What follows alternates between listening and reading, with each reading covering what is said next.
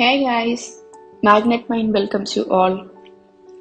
இன்னைக்கு வீடியோல உங்க சரௌண்டிங்ஸ்ல இருக்கிற பீப்புள்னால உங்க தாட்ஸ் எப்படியெல்லாம் இன்ஃப்ளூயன்ஸ் ஆகுதுங்கிறத தான் பார்க்க போறோம். நீங்க ஒரு ஃபிட்னஸ் கோல் வச்சிருக்கீங்க, தனியா தான் ஒர்க் அவுட் பண்ணிட்டு இருக்கீங்க, அதோட ப்ராக்ரஸ் நல்லாவே போயிட்டு இருக்கு. இப்போ இன்னும் ஒரு சில ஃப்ரெண்ட்ஸ் ஃபிட்னஸ் ஜர்னிக்காக உங்க கூட ஜாயின் பண்ணிக்கிறாங்க.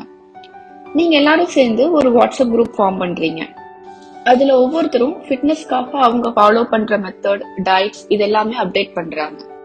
இந்த மாதிரி ஒவ்வொருத்தரும் அவங்களோட ப்ராக்ரஸ ஷேர் பண்ணும்போது இல்ல அவங்க யூஸ் பண்ற மெத்தட்ஸ ஷேர் பண்ணும்போது அடுத்தவங்களுக்கு இன்னும் மோட்டிவேட்டிங்கா இருக்கும் அப்படின்னு நினைச்சுதான் இந்த குரூப்பை நீங்க ஸ்டார்ட் பண்ணிருக்கீங்க, அதை ஃபாலோ பண்ணிட்டு இருக்கீங்க.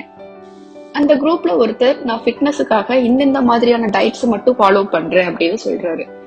இன்னொருத்தர் ஃபிட்னஸுக்காக நான் வீட்லயே ஒர்க் அவுட் பண்ணிட்டு இருக்கேன் அப்படின்னுட்டு அதோட டீடைல்ஸ குரூப்ல அப்டேட் பண்றாரு. இன்னொருத்தர் நான் ஃபிட்னஸுக்காக ஜிம் போயிட்டு இருக்கேன், ஜிம்ல ஒர்க் அவுட் பண்ணிட்டு இருக்கேன் அப்படின்னு அதோட டீடைல்ஸ் எல்லாம் அப்டேட் பண்றாரு.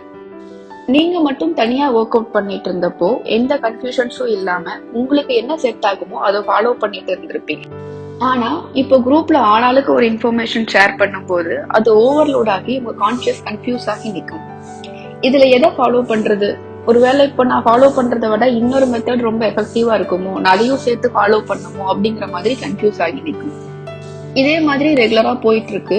ஒரு 2 months கழிச்சு குரூப்ல ஒருத்தர் சொல்றாரு, நான் ஃபிட்னஸ் ஜர்னிக்காக நான் எல்லாமே ப்ராப்பரா ஃபாலோ பண்ணிட்டு இருக்கேன், ஆனா எனக்கு பெருசா ஒன்னும் ப்ராக்ரஸ் இல்ல, நான் எதிர்பார்த்த மாதிரி ப்ராக்ரஸ் இல்ல, ஐ எம் ஃபெட் அப் அப்படின்னு சொல்றாரு.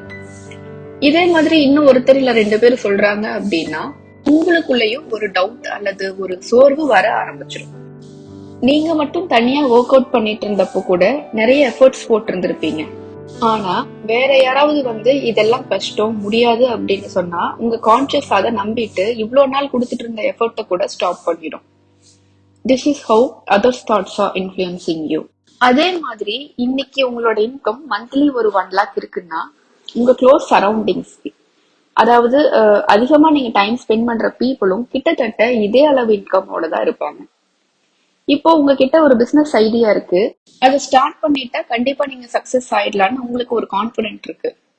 இத பத்தி உங்களோட ஃப்ரெண்ட்ஸ் கிட்ட, ரிலேட்டிவ்ஸ் கிட்ட டிஸ்கஸ் பண்ணும்போது நீ இப்போ ஆல்ரெடி ஒரு நல்ல நிலைமையில தான் இருக்க, எதுக்கு புதுசா ஏதாவது ட்ரை பண்ணிட்டு ரிஸ்க் எடுக்கிறேன்னு கேட்டாவோ, இல்ல ஆல்ரெடி இருக்கிற ஜாப பார்க்கவே உனக்கு டைம் இல்ல, இதுல புதுசா ஒண்ணு ஸ்டார்ட் பண்ணி எப்படி மேனேஜ் பண்ணுவேன்னு யாராவது கேட்டாவோ உங்களுக்குள்ளேயே ஒரு பயம் வர ஆரம்பிச்சிடும்.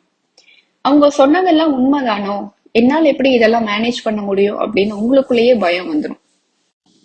ஒருவேளை உங்களோட கோல் மேலேயோ இல்ல உங்க ஐடியா மேலேயோ உங்களுக்கு ரொம்ப ஸ்ட்ராங்கான கான்பிடென்ட் இருக்கு அப்படின்னா நீங்க இத பத்தி எல்லாம் மத்தவங்க கிட்ட டிஸ்கஸ் பண்றதையே ஸ்டாப் பண்ணிட்டு அந்த பிசினஸ ஸ்டார்ட் பண்ண என்ன பண்ணணுங்கிறத யோசிக்க ஆரம்பிச்சிருவீங்க. அதனால ஆட்டோமேட்டிக்காவே உங்க ஃப்ரெண்ட்ஸுக்கு, ரிலேட்டிவ்ஸ்க்கு நீங்க ஸ்பெண்ட் பண்ற டைம் குறைஞ்சு உங்க பிசினஸ்க்கு நீங்க கொடுக்குற டைம் இன்க்ரீஸ் ஆக ஆரம்பிச்சிடும். நீங்க ஒரு கோல் வச்சிருக்கீங்கன்னா அதுல யார் உங்க கூட பார்ட்னரா சேர்த்துக்க போறீங்க, இல்ல உங்களோட ஐடியாஸ் எல்லாம் யார்கிட்ட ஷேர் பண்ணிக்க போறீங்க அப்படிங்கறதுல கவனமா இருங்க.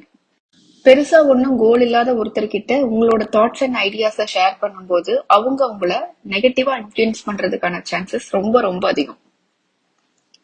நம்ம சேனல்ல வர இன்ஃபர்மேஷன்ஸ் யூஸ்ஃபுல்லா இருக்குன்னா கண்டிப்பா சப்ஸ்கிரைப் பண்ணுங்க, உங்க ஃப்ரெண்ட்ஸுக்கும் ஷேர் பண்ணுங்க. May the joy and happiness be with you all. Thank you.